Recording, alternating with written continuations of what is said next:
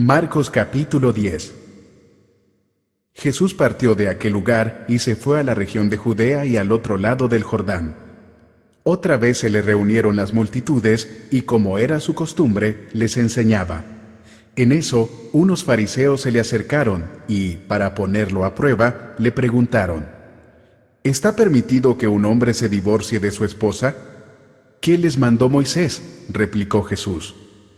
Moisés permitió que un hombre le escribiera un certificado de divorcio y la despidiera, contestaron ellos. Esa ley la escribió Moisés para ustedes por lo obstinados que son, aclaró Jesús. Pero al principio de la creación, Dios los hizo hombre y mujer. Por eso dejará el hombre a su padre y a su madre, y se unirá a su esposa, y los dos llegarán a ser un solo cuerpo. Así que ya no son dos, sino uno solo. Por tanto, lo que Dios ha unido, que no lo separe el hombre. Vueltos a casa, los discípulos le preguntaron a Jesús sobre este asunto. El que se divorcia de su esposa y se casa con otra, comete adulterio contra la primera, respondió. Y si la mujer se divorcia de su esposo y se casa con otro, comete adulterio. Empezaron a llevarle niños a Jesús para que los tocara. Pero los discípulos reprendían a quienes los llevaban.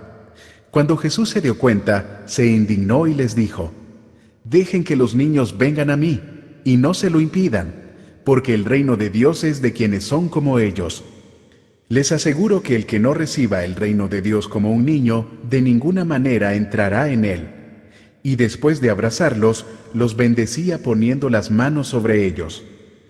Cuando Jesús estaba ya para irse, un hombre llegó corriendo y se postró delante de él.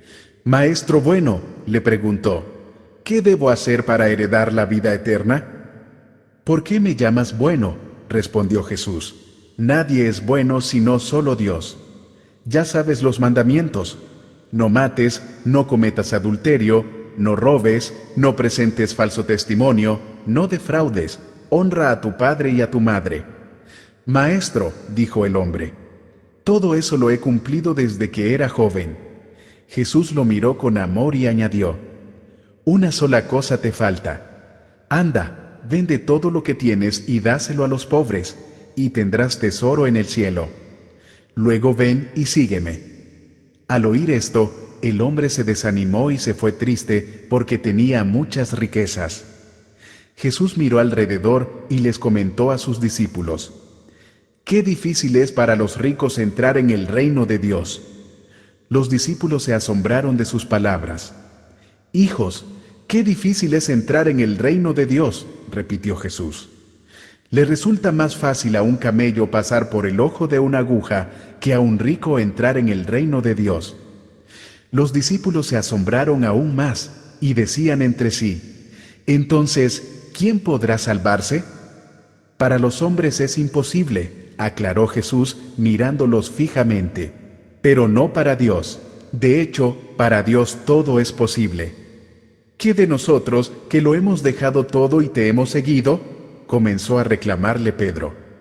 Les aseguro, respondió Jesús, que todo el que por mi causa y la del Evangelio haya dejado casa, hermanos, hermanas, madre, padre, hijos o terrenos, recibirá 100 veces más, ahora en este tiempo, casas, hermanos, hermanas, madres, hijos y terrenos, aunque con persecuciones, y en la edad venidera, la vida eterna.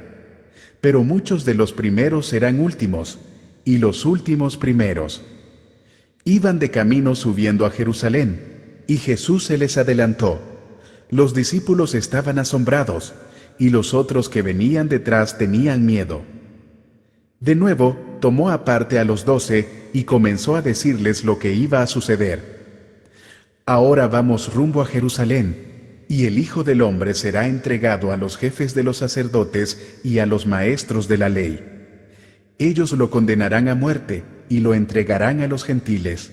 Se burlarán de él, le escupirán, lo azotarán y lo matarán, pero a los 3 días resucitará. Se le acercaron Jacobo y Juan, hijos de Zebedeo.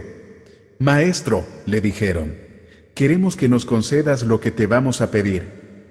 ¿Qué quieren que haga por ustedes? concédenos que en tu glorioso reino uno de nosotros se siente a tu derecha y el otro a tu izquierda. No saben lo que están pidiendo, les replicó Jesús. ¿Pueden acaso beber el trago amargo de la copa que yo bebo, o pasar por la prueba del bautismo con el que voy a ser probado? Sí podemos.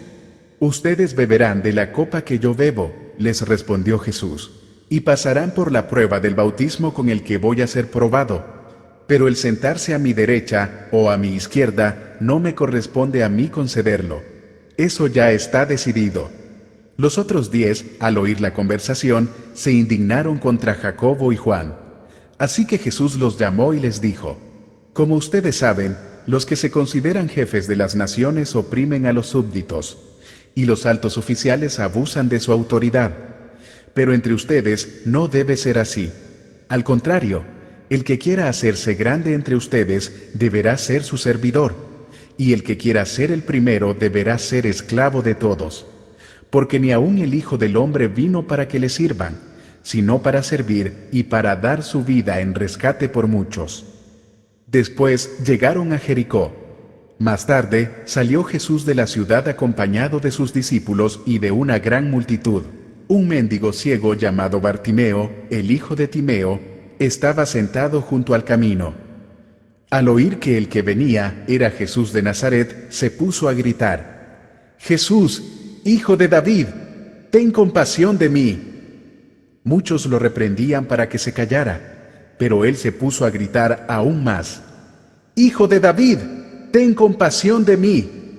Jesús se detuvo y dijo: «Llámenlo». Así que llamaron al ciego. «Ánimo», le dijeron, «levántate, te llama». Él, arrojando la capa, dio un salto y se acercó a Jesús. «¿Qué quieres que haga por ti?», le preguntó. «Rabí, quiero ver», respondió el ciego. «Puedes irte», le dijo Jesús, «tu fe te ha sanado». Al momento recobró la vista y empezó a seguir a Jesús por el camino.